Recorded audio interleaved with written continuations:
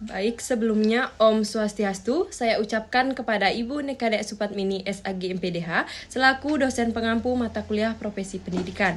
Jadi, di sini saya akan membahas mengenai kasus keguruan yang saya dapat, yaitu guru korupsi dana rehabilitasi sekolah dasar di Bima. Kasus yang terjadi, dalam kasus ini, Rusdin berperan sebagai kurir yang mendatangkan anggaran dari pusat untuk pembangunan rehabilitasi ruang kelas di 4 SD di wilayah Langgudu.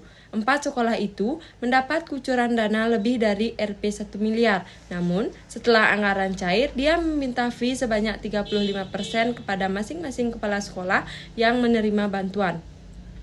Seorang terdakwa kasus dugaan korupsi dana rehabilitasi sekolah di Bima divonis 5 tahun penjara oleh Majelis Hakim Pengadilan Tindak Pidana Korupsi. Sidang putusan yang dibacakan Majelis Hakim yang dipimpin Wari yang didampingi 2 hakim anggota lainnya terhadap Rusdin.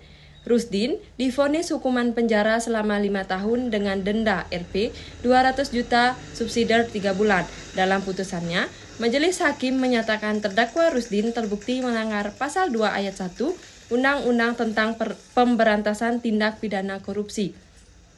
Yoga mengaku terdakwa yang merupakan guru pada salah satu sekolah dasar SD di Kecamatan Bolo itu diwajibkan mengembalikan kerugian negara sebagai uang pengganti Rp 417 juta yang dinikmatinya. Jika tidak dikembalikan, diganti dengan tambahan hukuman 1 tahun penjara.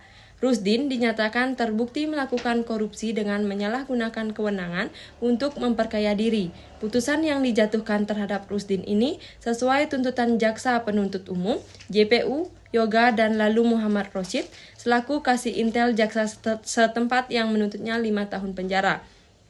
Solusi permasalahan, yang pertama, solusi untuk pencegahan dan pemberantasan tindak pidana korupsi diwujudkan dalam bentuk antara lain mencari, memperoleh, memberikan data atau informasi tentang tindak pidana korupsi dengan hak menyampaikan saran dan pendapat secara bertanggung jawab terhadap pencegahan dan pemberantasan tindak pidana dari kasus yang terjadi di sekolah Bima.